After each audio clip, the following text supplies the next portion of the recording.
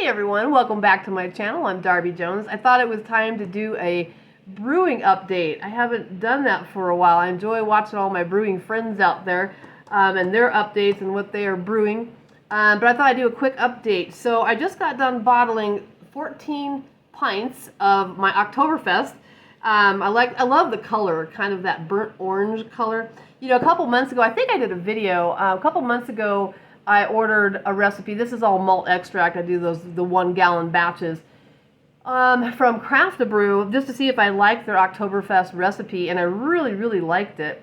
So I went ahead because I wanted to pre-try it, you know, on the off season, and then if I liked it, go ahead and order a couple during that time because I was afraid they might be sold out if I waited till more like Oktoberfest time.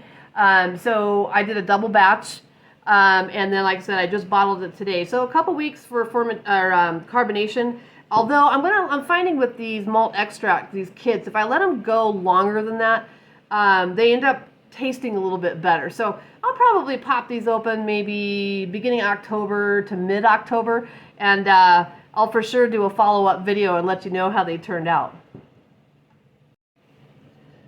Okay, so the next thing I wanted to update you on is my next beer that I'm going to do, and I'm actually going to brew today. So I bottled the Oktoberfest today, but I'm going to brew today another double batch, is my Hefeweizen. And if you've been watching my channel, you'll know that I tried a Hefeweizen from this company. It was decent, but it wasn't the same flavor, kind of that banana clovey kind of Hefeweizen that I really, really like back when I used to brew all grain, and I used to do 5 gallon batches.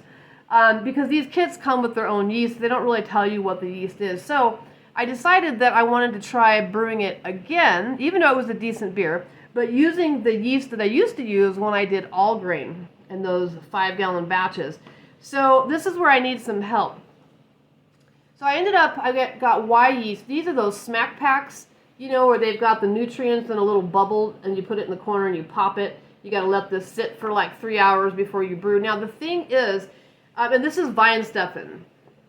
So Weihenstephan is what I used to use, and that really has that banana clove kind of bubblegummy taste to it. So I'm really excited to try it. But the thing is, this is for a 5 gallon batch. I couldn't find any dry yeast. Weihenstephan, this is all I could find. And this is exactly what we used to use.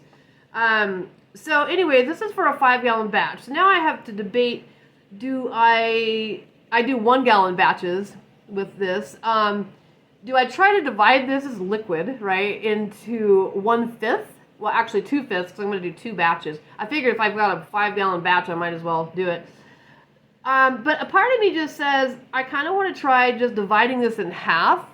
So use half of it for 1 gallon and the other half for the other gallon, even though this is a 5 gallon batch, because my friend that brews as well, we were talking about it. I think, you know, the yeast just goes until it's done, right? So I'm not so sure that the quantity, I mean, you would want to have enough yeast, right? But if you have more yeast than you need, I'm just thinking that it's just going to go until it's done and it's just going to, you know, go to the bottom of the fermenter. So, I don't know, if you're watching this and you brew, I have a lot of friends out there that brew, let me know what your opinion is on that. Actually, I'm going to do it today, but I think I kind of want to go for it and just split it in half and just figure out if it works. Just because if I really like how it tastes with this vine stuffing, I'm going to want to do it again. So just be kind of nice, because it's going to be kind of a pain to divide this into into fifths of this liquid. So anyways, let me know your opinion on that.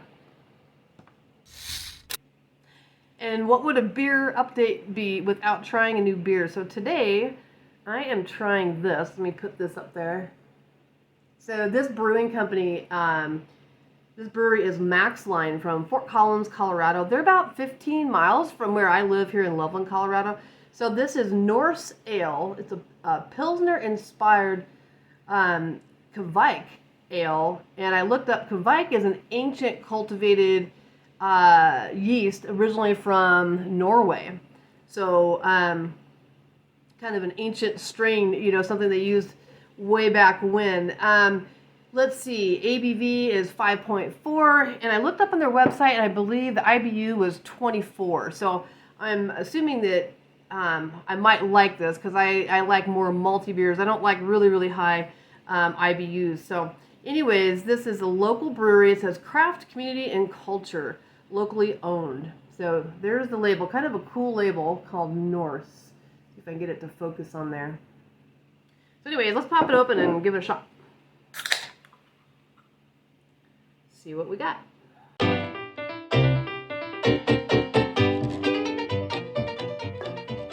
Not a lot of head on that, but we got a lot of bubbles happening there. Nice and carbonated.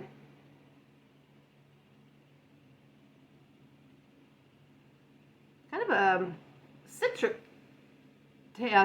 smell to that. Let's try it.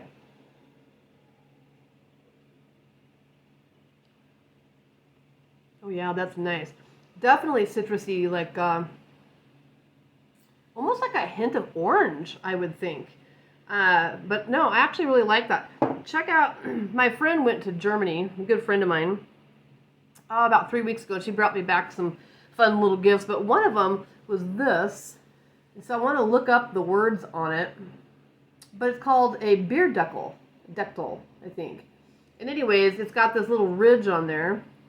And there's a story behind it, but it fits on top of your beer. So I guess a long, long time ago they used to make these, and they still use them, I guess, when you're sitting outside to keep your beer from getting bugs and leaves and things. I guess a lot of the really old, like, breweries or like beer gardens and stuff were underneath like hazelnut trees and things like that, and so you'd have a lot of stuff going to your beer. So I guess there's a lot of tradition to a beer deckel.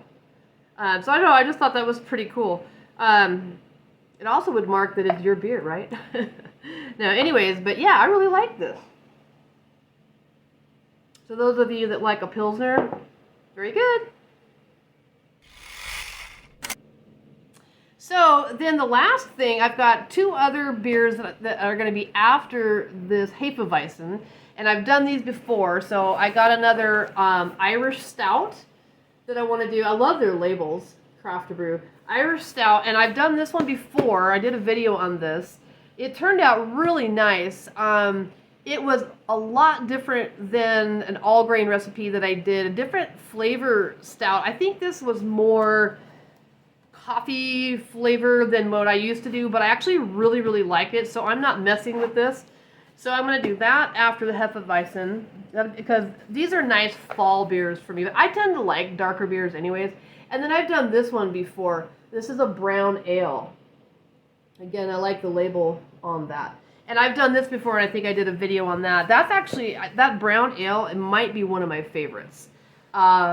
So anyways, I think I'm going to have to buy more flip-top bottles, because I kind of decided just to get a whole bunch and just brew and just kind of let them sit for a while, because I think as they age, I'm finding, like I said, with these kits, I feel like I'm liking it better of how they taste.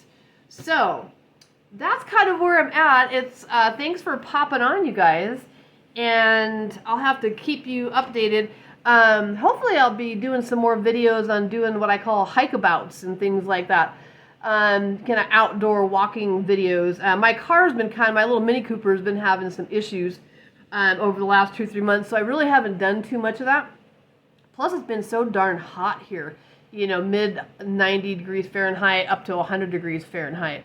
What is that, like 40 Celsius, something like that? I'm not really good with that. 35 to 40 Celsius, something like that. And then my Mini Cooper just died completely. Like, it won't even turn over. I was out for a walk, ironically, down at some ponds that I walk. I got back and my car is completely dead. I had to have it towed to a garage, and they are trying to diagnose it. They've got it down to an electrical issue that they think is extends back to the ignition unit. Not the starter, but the ignition unit. These Mini Coopers have a little slot that you put the fob in, and then they have a start button. And when I press that start button, like, nothing happens. So anyways, they're trying to diagnose it and track it down. So I'll probably hear another 4 or 5 days. Fortunately, I have family in town, so if I need a car, I can borrow somebody's car. But the point to tell you that is, once I get my car back, hopefully it gets fixed. I'm hoping to go out on some more adventures and do some more videos in that arena as well. So anyways, that's it for this time. Thanks for joining, you guys. I'm out. I'll see you on the next one. Bye.